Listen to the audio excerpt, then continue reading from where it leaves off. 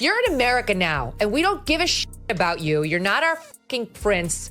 You'll never be king. We hate your wife. Stay at home in your $29 million mansion. There are growing calls to strip Harry and Meghan of their royal titles. The New York Post is reporting that locals in the UK say enough is enough, especially after Prince Harry's disastrous BBC interview, which aired hours after he lost his appeal for taxpayer. It's not a financial thing. Working royals do not profit. They do not use their names to make money. It's an honour to have an HRH. Absolutely. So the fact that she's continued to use this HRH when they've been instructed not to, I think is absolutely infuriating in Buckingham Palace. It was agreed with Queen Elizabeth that they will not use the HRH title. That is a long-standing precedent, and there's good reason for it. Basically, the HRH is only given to working royals and senior members of the royal family. Oh my God, I can't even.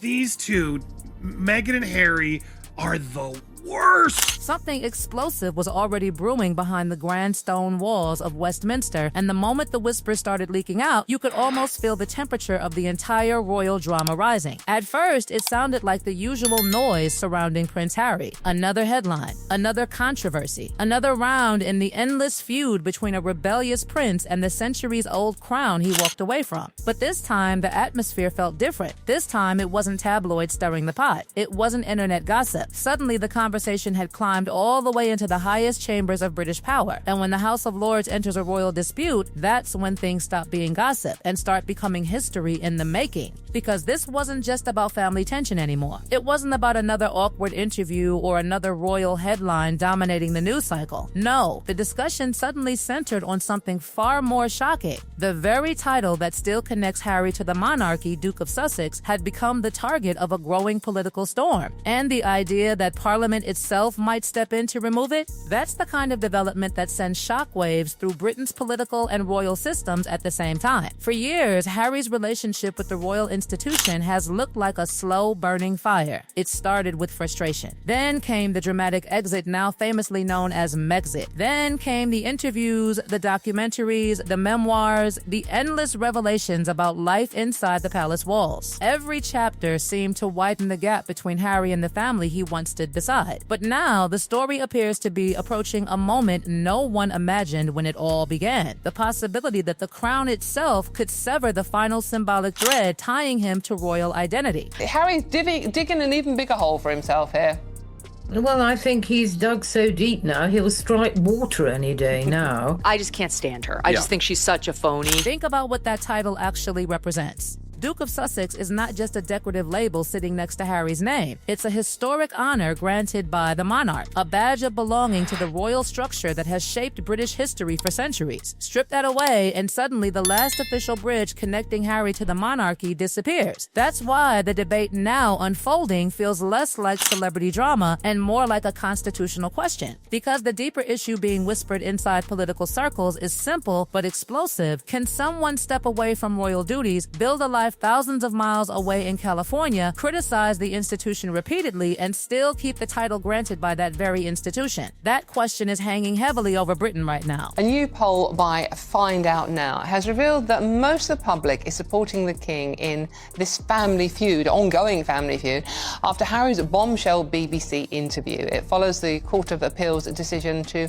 not overturn the ruling on his security in the UK. The situation becomes even more dramatic when you remember who Prince Harry once was in the public imagination. The young prince walking solemnly behind Princess Diana's coffin. The soldier prince serving in Afghanistan. The royal rebel who seemed to bring energy and relatability into the monarchy. For years, he was one of the most popular figures in the royal family. People admired him. They sympathized with him. They rooted for him. But somewhere along the way, the story changed. The same prince who once symbolized resilience has now become one of the most polarizing figures connected to the crown. And the fact that Parliament itself is now discussing his royal title proves just how far the situation has escalated. Because when politicians start stepping into royal territory, it means the controversy has crossed a line from personal drama into institutional concern. She's slaughtered this weekend because there were some business cards in the back of one of her podcasts. She's still using her royal title, HRH, despite our late Queen warning her again. At first glance, the idea sounded almost unbelievable. The kind of headline people scroll past because it feels too outrageous to be real. Yet here we are, are lawmakers inside the House of Lords openly discussing whether Prince Harry should still hold the title Duke of Sussex. And for Harry, according to those close to the situation, the reaction has been pure fury. Not mild annoyance, not quiet disappointment, real anger. Because that title is more than tradition. It carries enormous influence. It opens doors in elite circles across the world, from Hollywood boardrooms to international charities to powerful networking rooms where reputation matters. And if that title disappears, critics believe the ripple effect could be massive. Imagine the domino effect. One moment you're Prince Harry, Duke of Sussex, a royal figure whose name carries centuries of history. The next moment you're simply Harry Windsor, a public personality whose royal mystique suddenly fades. For someone whose global recognition has always been intertwined with royal identity, the stakes couldn't be higher. And the pressure isn't coming from one angry politician or one controversial headline. It's coming from something far more powerful: public momentum. A petition demanding action exploded across Britain with astonishing speed. Tens of thousands of signatures appeared within days, stretching from Sussex itself to distant parts of Scotland. People who once celebrated Harry are now openly questioning whether he should continue carrying a royal title at all. That sudden surge of public pressure forced Parliament to pay attention. And once both the House of Lords and the House of Commons begin discussing a royal issue, the situation instantly becomes far more serious than any palace drama. But here's where the controversy takes an even more dramatic turn. Critics are now pointing toward a historic law that hasn't been widely discussed in modern times: the Titles Deprivation Act of 1917, a law born during the chaos of World War I, a law designed to strip royal titles from individuals seen as acting against British interests. Back then, it targeted royal relatives aligned with enemy nations. Now, more than a century later, that same law is being dragged back into the conversation surrounding Prince Harry. No one is claiming Harry committed a crime, but critics argue the principle behind the law, protecting the integrity of royal titles, could still apply. In their view, the issue isn't legality, it's symbolism, and symbolism is everything when it comes to the monarchy. Across Britain, frustration has been simmering for years. Many critics believe Harry has built an entire global platform around criticizing the royal institution while still benefiting from the prestige attached to his royal title. To them, that contradiction has become impossible to ignore. The argument being repeated by commentators is blunt: if you walk away from the monarchy and repeatedly challenge it, why should you still carry the title that represents it? From Harry's perspective, supporters say he is simply telling his truth, speaking openly about personal experiences inside one of the most secretive institutions in the world. But inside political circles, the interpretation is very different. Lawmakers worry that royal titles could become entangled in political debates, especially when Harry speaks on social issues and policy matters abroad. And that concern strikes at the heart of a sacred royal rule: political neutrality. For centuries, the monarchy has carefully avoided direct involvement in political arguments. It's one of the key principles that protects the institution from controversy. But critics claim Harry's public commentary risks pulling royal symbolism into political territory. And that, according to some lawmakers, is exactly why the debate over his title is gaining momentum. Meanwhile, Buckingham Palace has remained almost completely silent. No dramatic statements, no public defense, just quiet observation. And in royal circles, silence can sometimes be the loudest message of all. Because when the palace chooses not to intervene, it often means the broader system, public opinion, parliament, and tradition is being allowed to play out naturally. But behind the scenes, the tension surrounding Harry's royal identity is clearly intensifying. Every interview, every media project, every headline seems to add more fuel to the debate. And the question echoing through Britain right now is becoming impossible to ignore. Has the moment finally arrived when the monarchy decides enough is enough? The storm surrounding Prince Harry had been building for years, but now it was no longer contained within royal gossip columns or heated debates on television panels. It had moved somewhere far more dangerous for a prince whose identity was once inseparable from the monarchy. It had entered the political arena, and when politicians begin discussing royal titles, the conversation stops being symbolic and starts becoming structural. That is the moment when centuries of tradition begin to collide with modern controversy. Inside Britain, many observers say the frustration didn't appear overnight. It grew slowly, piece by piece, headline by headline. The Oprah interview cracked the door open. The Netflix series pushed it wider. Then came the memoir Spare, a book that turned private family tensions into global discussion.